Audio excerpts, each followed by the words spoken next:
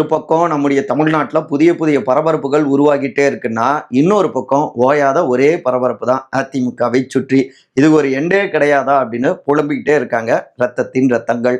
அதே தாங்க, பிரிந்தவர்களை ஒன்றிணைக்கணும், மறுபடியும் கட்சிக்குள்ளார சேர்த்துக்கணும், ஒருங்கிணைந்த அதிமுக அப்படின்னு அந்த பழைய படத்தையே தூசு தட்ட தொடங்கியிருக்காங்க எஸ்பி வேலுமணி, சிவி சண்முகம் உள்ளிட்ட மாஜிக்கல் டீம்க.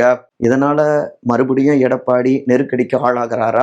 ஏன்னா மீண்டும் சசிகலா ராஜ்யம் ஸ்டார்ட் ஆக போகுது அப்படின்னு உற்சாக குரலை எழுப்பிட்டு இருக்காங்க அவங்களுடைய டீம்க. ஆனாலும் நாங்க சில பல உத்தரவாதங்கள் கொடுக்குறோம், சத்தியமே செஞ்சு தரோம் அப்படின்னு விகேஎஸ் டீம், இபிஎஸ் டீம் கிட்ட சில டிமாண்டுகள்லாம் பேசிட்டு இருக்கிறதாகவும் எக்கச்சக்கமான தகவல்கள் வட்டம் அடிச்சுக்கிட்டே இருக்குங்க. என்ன நடந்துகிட்டு இருக்கு அதிமுகவில்? என்ன செய்ய போகிறார் எடப்பாடி? அதனுடைய எதிர்காலம் என்ன? பல கேள்விகள் இருக்கு. அதற்கான விடையாக நிச்சயமாக இந்த காணொலி இருக்கும் நம்புறோம். இளங்கோவன் எக்ஸ்பிரஸ், நான் உங்கள் சகோ சே இளங்கோவன். நிகழ்ச்சிக்கு போகலாம்.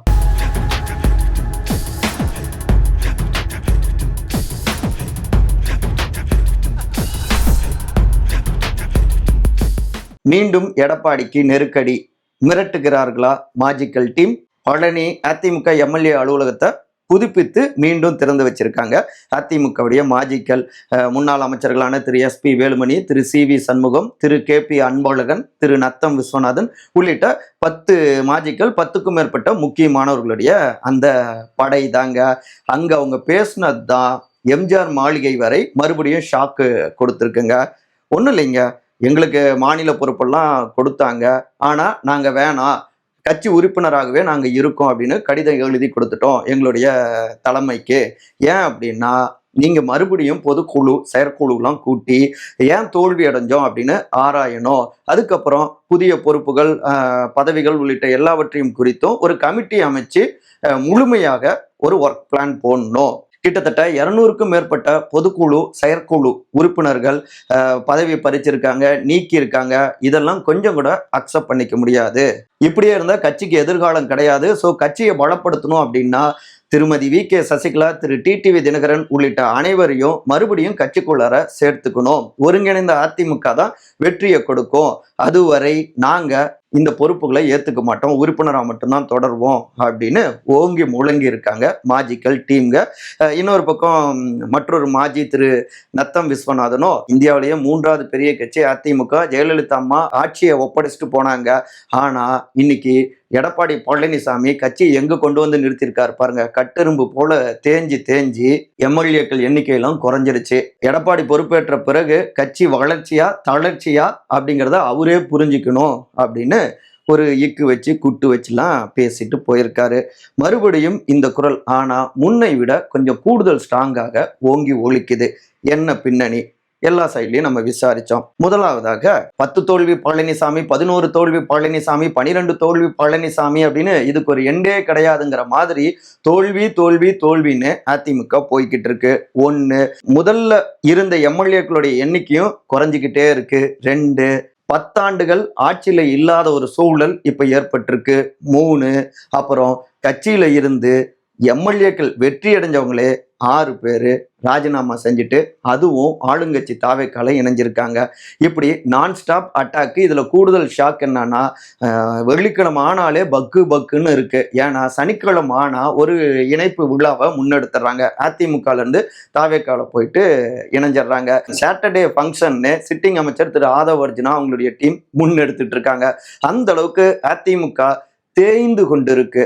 அதிமுகவை அட்டாக் செய்து அதிமுகவை காலி செய்தால் அந்த இடத்தில் திமுகவை வைத்து தாவேகா வெர்சஸ் திமுகன்னு களத்தை கட்டமைச்சு தொடர்ந்து ஆளுங்கட்சியா இருக்கணும் அப்படிங்கிறது தான் முதலமைச்சர் திரு ஜோசப் விஜய் அவருடைய ஒர்க் பிளானா இருக்கு. அதனால தான் இப்போ கூட பாருங்க, திரு உதயநிதி ஸ்டாலின் எதிர்கட்சி தலைவர் அவர் பேசியது கொஞ்சம் கூட சரியில்லை. அதை கண்டிக்கும் வகையில உடனடியாக கைது நடவடிக்கை மேற்கொண்டாங்க இல்லையா?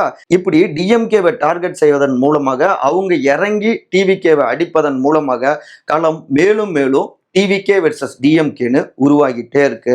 அப்போ கொஞ்சம் கொஞ்சமாக எப்படி வெஸ்ட் பெங்கால்ல கம்யூனிஸ்ட் கட்சி ஆளுங்கட்சியா பல ஆண்டுகள் இருந்தாங்க, இன்னைக்கு இல்லாம போயிருக்காங்க. அதே மாதிரி இங்க தமிழ்நாட்டுல 3வது பெரிய கட்சி அதிமுக இல்லாம போயிடுமோன்னு பயமா இருக்கு. இதை தடுக்கணும் அப்படின்னா பொதுச் செயலாளர் திரு எடப்பாடி பழனிசாமி தன்னுடைய தவறுகளை உணரணும். இதை தான் அழுத்தமா சொல்றாங்க. அதுக்கு முக்கியமா அனைவரும் ஒருங்கிணைணும்னு சொல்றாங்க. அதுக்கு ஒரு 4-5 பாயிண்ட்ஸை முன்வைக்கிறாங்க. 2026 சட்டமன்ற தேர்தலில் அதிமுக அமமுக கூட்டணி அமைச்சாங்க. ஆனாலும் வெற்றியே பெறல. என்னன்னா அதுவரை அடிச்சுக்கிட்டு இருந்தாங்க. ஆனா ஏன் அடிச்சுக்கிட்டோம், எதனால இப்ப சேர்றோம், எந்த ஒரு விளக்கமும் இல்லாம ஒரு அதிகாரத்துக்காக உடனடியாக அவங்க மேல் மட்டத்துல மட்டும் கூட்டணி ஓகே ஆயிடுச்சு. கிரவுண்ட் லெவல்ல தொண்டர்கள்கிட்டையும் நிர்வாகிகள்கிட்டையும் உடனடி ஐக்கியம் ஏற்படல. அதுக்கான கால சூழலும் ஏற்படல. 2 தனியான கட்சிகள் கூட்டணி சேர்ந்ததும் அட்லாஸ்ட் என்ன ஆச்சுன்னா, அமமுக போட்டியிட்ட தொகுதிகளில் பெரும்பாலும் அதிமுக வாக்குகள் அமமுகவுக்கு கன்வெர்ட் ஆகல. அதே நேரத்தில் திமுகவுக்கும் பிரதான எதிர்க்கட்சி வாக்கு அளிக்க மாட்டாங்க. அப்ப அந்த வாக்குகள் இன்னொரு பக்கம் தாவேகா ஈஸியா அறுவடை பண்ணிட்டாங்க. கேன்வாஸ் பண்ணாமலே, கேம்பெயின் பண்ணாமலே எங்க வாக்குகளை அறுவடை பண்ணிட்டாங்க. இப்போ உதாரணமா சொல்லணும்னா 10 தொகுதிகளில் இப்ப சைதாப்பேட்டையெல்லாம் எடுத்துக்கிட்டா திரு செந்தமிழன் வெறும் 17,839 வாக்குகள் மட்டும்தான் பெற்றாரு. அமமுகவில் அதிமுக இருந்தப்ப எவ்வளோ முக்கியமான ஒருத்தர். இது ஒரு உதாரணம் தாங்க. இப்படித்தான் எல்லா இதுலேயும் தடுமாறி ஒருத்தர் சுதாரிச்சிட்டாரு. திரு எஸ் காமராஜ் எம்எல்ஏ ஆனாரு. ஆனாலும் அவரும் வேறொரு ரூட் எடுத்துட்டாரு. கட்சியில் இன்னைக்கு இல்லை, அமமுகவில் தாவேகா ஆதரவாளராக மாறி இருக்காரு. அப்ப என்ன அர்த்தம்னா, 2 தலைமை ஒரு கூட்டணி வச்சுக்கிட்டதுங்கிறது அவங்களுடைய சுயநலத்துக்காக, கட்சியுடைய நலனுக்காக இல்ல. அடிமட்டத்துல 2 தரப்பையும் இணைக்கிற வேலைகளை அவங்க செய்யல. ஒண்ணு. இதற்கு அடுத்து போன 2021 தேர்தலையுமே அமமுக தனிச்சு களமாடியதால கிட்டத்தட்ட 21 தொகுதிகளுக்கு மேல அதிமுக இழந்தது. நூலிலையில வெற்றி வாய்ப்பு பறிபோனது. அதுக்கு காரணம் அமமுக பெற்ற கணிசமான வாக்குகள். ஒரு உதாரணம் அவரே தாங்க திரு எஸ் காமராஜ் தான். மன்னார்குடியில கணிசமான வாக்குகளை 21ல வாங்கியதால தான் திரு டிஆர்பி ராஜா மீண்டும் வெற்றி அடைஞ்சு அப்ப அமைச்சரும் ஆனாரு. ஒரு சின்ன உதாரணங்க. அதுக்கப்புறம் 3வதாக அமமுக சவுத்துல கணிசமாக முக்குளத்தூர் சமூக வாக்குகளை பெருசா பிரிச்சாங்க போன தேர்தலில். அது அதிமுகவுக்கு நெகட்டிவா மாறினது. இந்த தேர்தலில் முழுமையாக அமமுக வாக்குகள் அதிமுக சைட்ல வந்து விழல. சவுத்துலயும் சரி, அதான் முன்னையே சொன்னது போல அவங்க தாவேகா பக்கம் பெரும்பான்மையான வாக்குகள் போயிடுச்சு. இது ஒரு மைனஸ். 4வதாக அதிமுகவுடைய சவுத்து முக்கிய முகங்களாக இருந்த முன்னாள் முதலமைச்சர் திரு ஓ பன்னீர்செல்வம், முன்னாள் அமைச்சர் திரு வைத்திலிங்கம், திரு மனோஜ் பாண்டியன் உள்ளிட்டோர் அப்படியே திமுக பக்கம் போயிட்டாங்க. அவங்க எல்லோருமே வெற்றி அடைஞ்சாங்க. ஆனா அதிமுக அந்த ஏரியாக்கள்ல தோல்வியை சந்திச்சாங்க. இப்படி அதிமுகவுடைய பலம் கொஞ்சம் கொஞ்சமாக குறைஞ்சிக்கிட்டே இருந்தது. இந்த நிலையில தான் பாமகவுடைய கூட்டணியால தான் 47ல, இன்னும் சொல்ல போனா இப்ப 41, அதுல 35 தொகுதிகளாவது அதிமுக வெற்றி பெற முடிஞ்சது. எடப்பாடி தொகுதியிலேயே திரு எடப்பாடி பழனிசாமி வெற்றி அடைஞ்சதற்கு கணிசமான வாக்குகள் வித்தியாசத்துல பாமக வாக்குகள் ஒரு காரணம் அப்படிங்கிறாங்க. இதைத்தான் மாஜி மினிஸ்டர் திரு சி வி சண்முகமும் போட்டுடைச்சு பேசினாரு. இப்படி அதிமுக தேஞ்சிக்கிட்டே இருக்கு. இந்த நிலையில இந்த 7 தொகுதிகள்ல இடைத்தேர்தல் வருதுன்னா அதுல மீண்டும் அதிமுக தோல்வியை சந்திச்சா அவ்வளோதான். இருக்கிற 1-2 பேரும் அங்கிருந்து விலகிடுவாங்க. அப்ப அந்த தோல்வியை தவிர்க்கணும் அப்படின்னா அதிமுக பலமா மாறணும். நூலிலையில வாக்குகள் சிதறக்கூடாது. இரட்டை இலை சின்னம், ஒருங்கிணைந்த அதிமுகவுடைய அந்த பவர் சென்டர்ஸ், அந்த இம்பாக்ட் பிளேயர்ஸ் எல்லோருமே களத்துல ஒருங்கிணைந்து செயல்படணும். ஒரு பக்கம் திருமதி விகேஎஸ், திரு டிடிவி, திரு இபிஎஸ், இப்படி எல்லோரும் ஒருங்கிணைஞ்சு போறப்ப மீண்டும் களத்துல டிஎம்கே பின்னுக்கு தள்ளிட்டு ஏடிஎம்கே வெர்சஸ் டிவிகேன்னு வந்து நாளை ஏடிஎம்கே ஆளுங்கட்சியாகவும் மாறலாம். இதுக்காக தான் பிரிந்தவர்கள் ஒன்றிணையணும் அப்படிங்கிற குரலை ஓங்கி ஒலிக்க தொடங்கியிருக்காங்க மாஜிக்கல்ங்க. இதுக்கு பின்னாடி இன்னொரு அரசியலும் இருக்குங்கிறாங்க. அடுத்த செக்மெண்ட்ல பார்க்கலாம். இபிஎஸ் டீமிடம் டீல் பேசிய பிகேஎஸ் டீம் மீண்டும் அதிமுகவில் மீண்டும் சசி ராஜ்யம். 2026ல அதிமுக தோல்விக்கு முக்கியமான பங்கு அஇஅதிமுக திருமதி வி.கே. சசிகலா அவங்க நிறுத்தின வேட்பாளர்களும் ஒரு காரணம். சவுத்துல கிட்டத்தட்ட ஒரு 7-8 தொகுதிகளில் அவங்க பெற்ற வாக்குகள் இங்க அதிமுக வெற்றியை பறிச்சது. இதனால வி.கே.எஸ்க்கு பெரிய இழப்பு இல்லை. ஆனா இபிஎஸ்க்கு எம்எல்ஏக்கள் எண்ணிக்கை குறைஞ்சிருக்கு, பெரிய இழப்பு தான். அதுதான் இன்னைக்கு எந்த அளவுக்கு கொண்டு வந்து நிறுத்தியிருக்குன்னு பாருங்க. இதையே ஒரு பாயிண்டா வச்சுக்கிட்டு அனைவரும் ஒருங்கிணைந்தா அதிமுக வலுவாகும் அப்படிங்கிறத பேச வச்சாங்க. ஒரு பக்கம் எடப்பாடி அவரு மாவட்ட மீட்டிங் போட்டுட்டு இருக்காரு இல்லையா, அங்கெல்லாம் இந்த குரல் ஓங்கி ஒலிச்சது. இப்ப மாஜி மினிஸ்டர்ஸ் அவங்களுமே எஸ்பி வேலுமணி உள்ளிட்ட டீமும் இதை பேச ஆரம்பிச்சிருக்காங்க. இடையில வி.கே.எஸ் உடைய டீமுக்கு ஒரு பின்னடைவும் ஏற்பட்டது. என்னன்னா, கொத்து கொத்தாக எம்எல்ஏக்கள் ராஜினாமா பண்ணிட்டு அங்க தாவேகா பக்கம் போனாங்கல்ல. இப்படியே போயிட்டு இருந்தா அப்ப இங்க அதிமுக வீக் ஆகிடும். ஒருங்கிணைந்த அதிமுக அப்படிங்கிறது வாய்ப்பு இல்லாம போயிடும். அப்ப குறைஞ்சபட்சமாவது முக்கிய முகங்கள் இங்க இருக்கணும். அப்ப எஸ்பி வேலுமணி, சிவிஎஸ் இவங்களுடைய டீம் கிட்ட எல்லாம் இந்த விஷயத்த பேசினாங்க. உள்ளுக்குள்ளார இருந்து நீங்க ஏன் தோத்தோம் அப்படின்னு கேட்கணும், கட்சியை காப்பாற்றணும் அப்படின்னா இங்க உள்ள இருந்து போராடினாதான் முடியும் அப்படின்னும் சில டீம் இங்க இருந்து சில விஷயங்களை தகவல்களை தட்டி விட்டாங்க. அதற்கேற்ற மாதிரி அங்கேயும் குதிரை பேர அரசியல் இதெல்லாமே தீவிரமா வெடிக்க அங்கேயும் ஒரு புல் ஸ்டாப் வச்சாங்க ஆளுங்கட்சி சைட்ல இருந்தோம். அப்புறம் இங்க இருந்து அங்க போனவங்க மாஜி மினிஸ்டர்ஸ், அப்புறம் அதிமுகவுல இருந்து இப்போ கூட திரு ராஜேஷ் சென்னையில மாவட்ட செயலாளர் அவர் போயிருக்காரு தாவேகாவுக்கு. பெரிய முக்கிய பொறுப்புகள் தராததால அங்க போனாலும் 10ஓடு 11ஆகத்தான் இருக்க முடியும் அப்படின்னு இவங்க யோசிச்சாங்க. அதைத்தான் நீங்க அங்க போனாலும் இப்படிதான் இருக்க முடியும்னு வி.கே.எஸ் டீமும் சொல்ல, இவங்களும் அந்த முயற்சியை கொஞ்சம் நிறுத்தினாங்க. அப்ப வி.கே.எஸ் டீம் மறுபடியும் நமக்கு பலம் கிடைச்சிருக்கு அப்படின்னு நினைச்சாங்க. மீண்டும் ஒருங்கிணைந்த அதிமுகங்கிற ஒரு கட்சி இல்லாம போகணும்னு டிஎம்கேவும் நினைக்குது. அதை விட அதிகமா டிவிக்கே நினைக்கிறாங்க.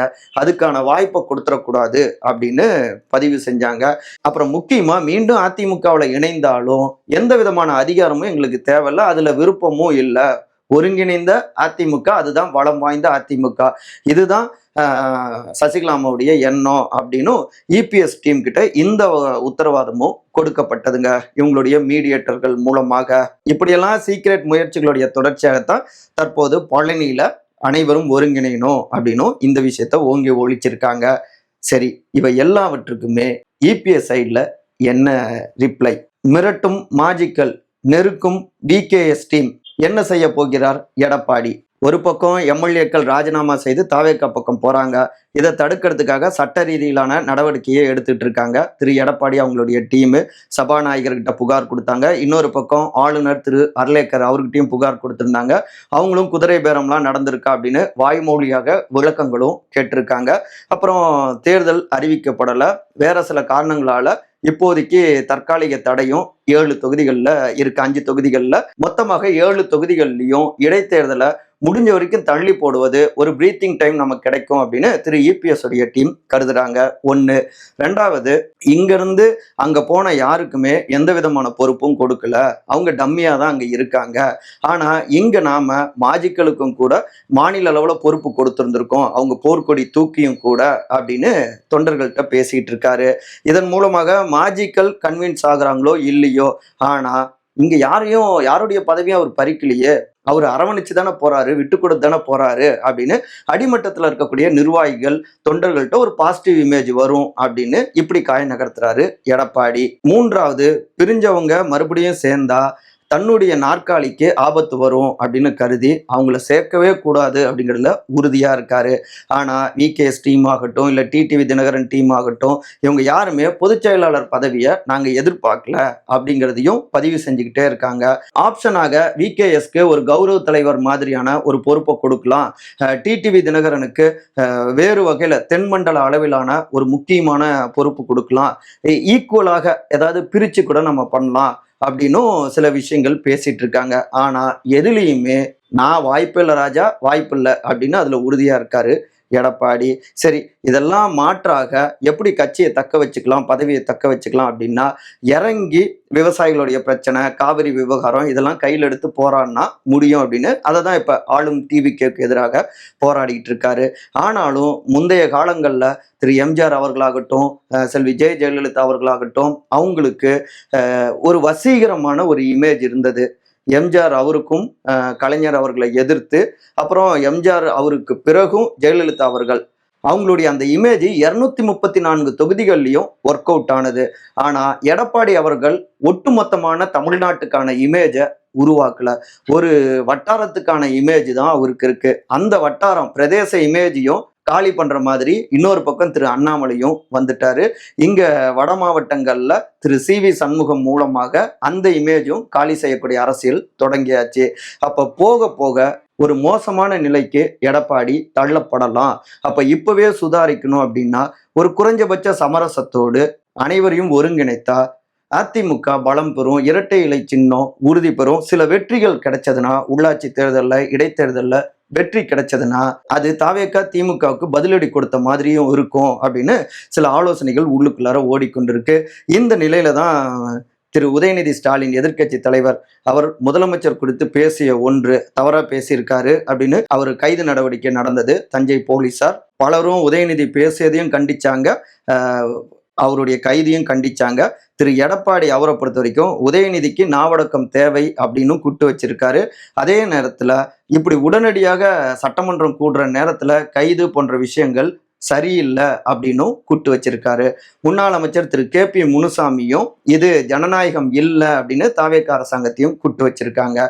அப்ப ஒரு வகையில ஆளும் தாவேகா எதிர்ப்புங்கிற புள்ளியில இங்க முன்னாள் ஆளுங்கட்சியோடு அவங்கள மூர்க்கமா எதிர்க்கல, ஒரு சின்ன சமரசம். இந்த ஒரு பயணங்கிறது தன்னுடைய பதவியும் தன்னுடைய இருத்தலையும் தக்க வச்சுக்கும், காப்பாற்றும் அப்படின்னு கருதுறாங்க. இதைத்தான் நாங்க எதிர்பார்க்கிறோம் அப்படின்னு தாவேகா சைட்ல இருந்தும் பாருங்க, திமுக அதிமுக அவங்க ஒரு சீக்ரெட் கூட்டணியோடவே இருக்காங்க அப்படின்னு அந்த பரப்புரைய தீவிரமா எதிராக முன்னெடுக்கிறாங்க. அப்புறம் அதிமுகவில் நிறைய பேர் அவங்களுக்கு நம்பிக்கை கொடுக்கும் விதமாக அப்பதானே இந்த பக்கம் பலம் கிடைக்கும். அதிமுகல இருந்து வந்தவர்களுக்கு இங்க இப்ப திரு வைகை செல்வன் முன்னாள் அமைச்சர், இன்னொரு பக்கம் திரு வி.பி. கலைராஜன் அவர் அதிமுக தொடங்கி இங்க திமுக போய் இப்ப இந்த சைடு வந்திருக்காரு.